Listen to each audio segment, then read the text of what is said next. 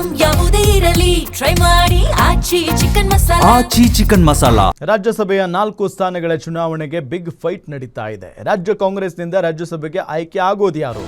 3 ಸ್ಥಾನ, 30ಕ್ಕೂ ಹೆಚ್ಚು ಅಭ್ಯರ್ಥಿಗಳು ಲಾಭಿ ಮಾಡ್ತಾ ಇದ್ದಾರೆ, ಪೈಪೋಟಿ ನಡೆಸ್ತಾ ಇದ್ದಾರೆ. ಇರೋದೇ 3 ಸ್ಥಾನ. ಎಐಸಿಸಿ ಅಧ್ಯಕ್ಷ ಮಲ್ಲಿಕಾರ್ಜುನ ಖರ್ಗೆ ಮರು ಆಯ್ಕೆ ಅಂತೂ ಖಂಡಿತ ಹಾಗೆ ಆಗ್ತಾರೆ, ಅದರಲ್ಲಿ ಡೌಟೇ ಇಲ್ಲ. ಸೊ 4ರಲ್ಲಿ 1 ಹೋಯ್ತು, ಇನ್ನು 3 ಉಳಿದಿರೋದು. ಆ 3 ಸ್ಥಾನಗಳಿಗೆ ಇನ್ನೆರಡು ಸ್ಥಾನಕ್ಕೆ ರಾಜ್ಯ ಮತ್ತು ರಾಷ್ಟ್ರೀಯ ಕಾಂಗ್ರೆಸ್ನಲ್ಲಿ ಆಕಾಂಕ್ಷಿಗಳು ಹೆಚ್ಚಾಗಿದ್ದಾರೆ. ಕಾಂಗ್ರೆಸ್ನಿಂದ 3, ಅದರಲ್ಲಿ ಏನು ಡೌಟ್ ಇಲ್ಲ. ಅದರಲ್ಲಿ ಈಗ ಎಐಸಿಸಿ ಅಧ್ಯಕ್ಷರಿಗೆ ಒಂದು ಸ್ಥಾನ ಇದ್ದೇ ಇರುತ್ತೆ.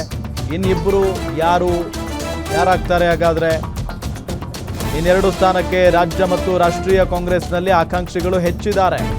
1 ಸ್ಥಾನ ಎಐಸಿಸಿ ತೀರ್ಮಾನಕ್ಕೆ ಬಿಡೋದಕ್ಕೆ ರಾಜ್ಯ ಕೈ ನಾಯಕರು ನಿರ್ಧಾರ ಮಾಡಿದ್ದಾರೆ. ಎಐಸಿಸಿ ಸೂಚಿಸಿದ ಅಭ್ಯರ್ಥಿ ಕಳುಹಿಸಲು ರಾಜ್ಯ ನಾಯಕರು ಸಹಮತವನ್ನ ಕೊಟ್ಟಿದ್ದಾರೆ.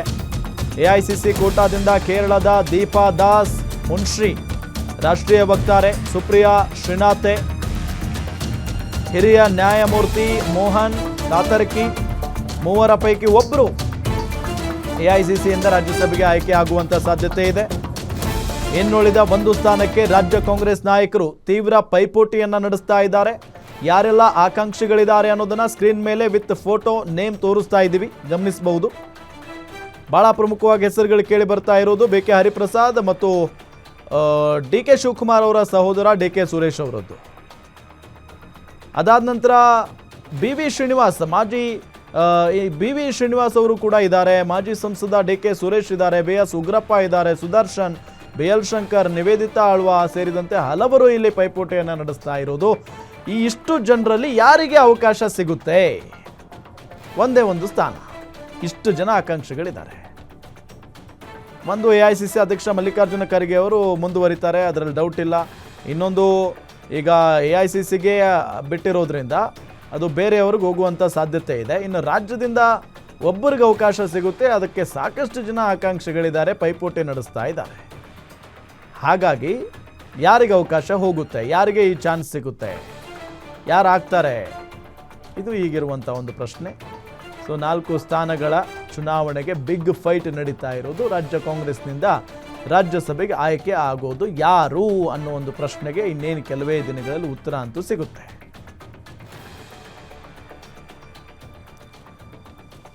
ಇದೇ ವಿಚಾರಕ್ಕೆ ಸಂಬಂಧಪಟ್ಟಂತೆ ಡೀಟೇಲ್ಸ್ ಕೊಡ್ತಾರೆ ನಮ್ಮ ಸ್ಪೆಷಲ್ ಕರೆಸ್ಪಾಂಡೆಂಟ್ ವೀರೇಶ್ ದಾನಿ, ನೇರ ಸಂಪರ್ಕದಲ್ಲಿ ಜಾಯಿನ್ ಆಗಿದ್ದಾರೆ. ವೀರೇಶ್ ದಾನಿ, ರಾಜ್ಯಸಭೆಯ 3 ಸ್ಥಾನಗಳಿಗೆ ಬಿಗ್ ಫೈಟ್ ನಡೀತಾ ಇದೆ ಕಾಂಗ್ರೆಸ್ನಲ್ಲಿ. ಒಂದಂತೂ ಎಐಸಿಸಿ ಅಧ್ಯಕ್ಷರು ಫಿಕ್ಸ್, ಇನ್ನುಳಿದಂಥ 2 ಸ್ಥಾನಗಳಿಗೆ ಯಾರು ಆಯ್ಕೆ ಆಗ್ತಾರೆ?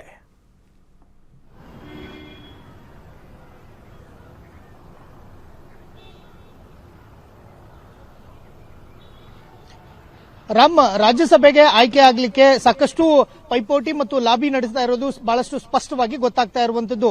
ರಾಜ್ಯದಿಂದ ಆಯ್ಕೆ ಆಗಬೇಕಾಗಿರತಕ್ಕಂಥ 4 ಸದಸ್ಯರ ಪೈಕಿ 3 ಸ್ಥಾನಗಳನ್ನ ಗೆಲ್ಲಕ್ಕೆ ಕಾಂಗ್ರೆಸ್ಗೆ ಅವಕಾಶ ಇರುವಂತದ್ದು. ಹೀಗಾಗಿ ಈ 3 ಸ್ಥಾನಗಳಿಂದ ರಾಜ್ಯಸಭೆಗೆ ಆಯ್ಕೆ ಆಗಬೇಕು ಅಂತ ಹೇಳಿ ರಾಜ್ಯ ಮತ್ತು ರಾಷ್ಟ್ರೀಯ ಕಾಂಗ್ರೆಸ್ನಲ್ಲಿ ಸಾಕಷ್ಟು ಲಾಬಿ ಮತ್ತು ಒತ್ತಡಗಳು ಕೇಳಿ ಬರ್ತಾ ಇರುವಂತದ್ದು.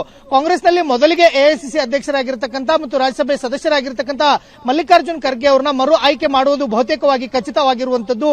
ಯಾಕಂತಂದ್ರೆ ಎಐಸಿಸಿಗೆ ಮಲ್ಲಿಕಾರ್ಜುನ್ ಖರ್ಗೆ ಅವರ ಸೇವೆ ಮತ್ತು ಅವರ ಹಿರಿತನ ಮತ್ತು ಅವರ ಅನುಭವ ಅಗತ್ಯವಾಗಿರುವ ಹಿನ್ನೆಲೆಯಲ್ಲಿ ಮಲ್ಲಿಕಾರ್ಜುನ್ ಖರ್ಗೆ ಅವರನ್ನ ಮತ್ತೊಂದು ಅವಧಿಗೆ ಮರು ಆಯ್ಕೆ ಮಾಡೋದು ಬಹುತೇಕವಾಗಿ ಖಚಿತ ಆಗಿರುವಂತದ್ದು. ಇನ್ನೆರಡು ಸ್ಥಾನಗಳಿಗೆ ರಾಜ್ಯ ಕಾಂಗ್ರೆಸ್ನಿಂದ ಸಾಕಷ್ಟು ಲಾಬಿಗಳು ಒತ್ತಡ ಮತ್ತು ಕೇಳಿ ಬರ್ತಾ ಇರುವಂತದ್ದು. ಆದರೆ ಕಾಂಗ್ರೆಸ್ನ ಹೈಕಮಾಂಡ್ ನಾಯಕರುಗಳು, ಅದರಲ್ಲೂ ವಿಶೇಷವಾಗಿ ಎಐಸಿಸಿ ಕೋಟಾದ ಅಡಿಯಲ್ಲಿ ರಾಜ್ಯದಿಂದ ಒಬ್ಬರನ್ನ ರಾಜ್ಯಸಭೆಗೆ ಆಯ್ಕೆ ಮಾಡುವಂತ ಸಾಧ್ಯತೆಗಳು ದಟ್ಟವಾಗಿ ಕೇಳಿ ಬರ್ತಾ ಇರುವಂತದ್ದು.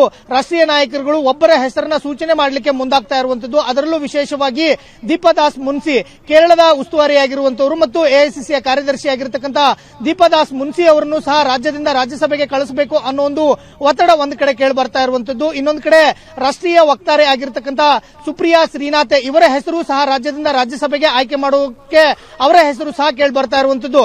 ಇದರ ಜೊತೆಗೂ ಸಹ ಮೋಹನ್ ಕಾತರ್ಕಿ, ಹಿರಿಯ ನ್ಯಾಯವಾದಿ ಏನಿದ್ದಾರೆ, ಇವರ ಹೆಸರು ಸಹ ರಾಜ್ಯದಿಂದ ರಾಜ್ಯಸಭೆಗೆ ಆಯ್ಕೆ ಆಗಲಿಕ್ಕೆ ಅವರ ಹೆಸರನ್ನ ಎಐಸಿಸಿ ಕೋಟಾದಡಿ ಈ 3 ಹೆಸರು ಕೇಳಿ ಬರ್ತಾ ಇರುವಂತದ್ದು. ಇನ್ನೊಂದು ಸ್ಥಾನಕ್ಕೆ ರಾಜ್ಯದಲ್ಲಿರತಕ್ಕಂಥ ನಾಯಕರ ನಾಯಕರುಗಳನ್ನ ರಾಜ್ಯಸಭೆಗೆ ಆಯ್ಕೆ ಮಾಡಲಿಕ್ಕೆ ಮಾಡುವಂತ ಸಾಧ್ಯತೆಗಳು ಇರುವಂತದ್ದು.